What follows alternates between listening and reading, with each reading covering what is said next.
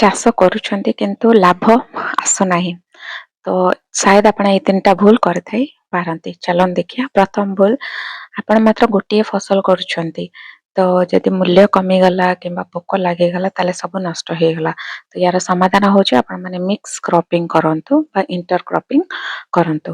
ଦ୍ୱିତୀୟ ଭୁଲ, ବିକ୍ରି ସମୟରେ ଆପଣ ମାନେ କୌଣସି ତଥ୍ୟ ନ ଦେଖିକିନା ବିକ୍ରି କରିଦିଅନ୍ତି, ଯଥା ମଣ୍ଡି ଦର କେତେ ଅଛି, ଷ୍ଟୋରେଜ ଅପସନ ଅଛି କି ନାହିଁ, ନିକଟସ୍ଥ ମାର୍କେଟରେ କେତେ ଦର ଚାଲିଛି। ତ ଆପଣ ମାନେ କିଛି ବି ଖୋଜନ୍ତି ନାହିଁ। ତ ୟାର ସମାଧାନ ହେଉଛି ଡେଫିନେଟଲି ଦର କୋଉଠି କ'ଣ ଅଛି ସେଟା ତୁଳନା କରନ୍ତୁ, ଆଉ ସିଧା ବ୍ୟବସାୟୀ ବା ଡାଇରେକ୍ଟ କମ୍ପାନୀକୁ ବିକ୍ରି କରିବାକୁ ଚେଷ୍ଟା କରନ୍ତୁ।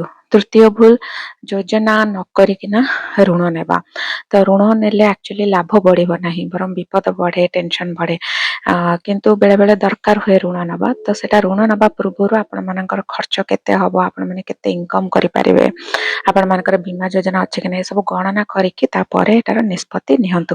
ତ ଏହି ତିନିଟା ଭୁଲ ଏଡାଇଲେ ଚାଷରେ ଲସ୍ ନୁହେଁ, ଆପଣ ମାନେ ଲାଭ ଦେଖିପାରିବେ। ଏଇଭଳି ଭିଡିଓ ପାଇଁ ମୋ ଚ୍ୟାନେଲ ରୁପି ରହସ୍ୟକୁ ଫଲୋ ଆଉ ସବସ୍କ୍ରାଇବ କରନ୍ତୁ। ରହୁଛି। ଜୟ ଜଗନ୍ନାଥ।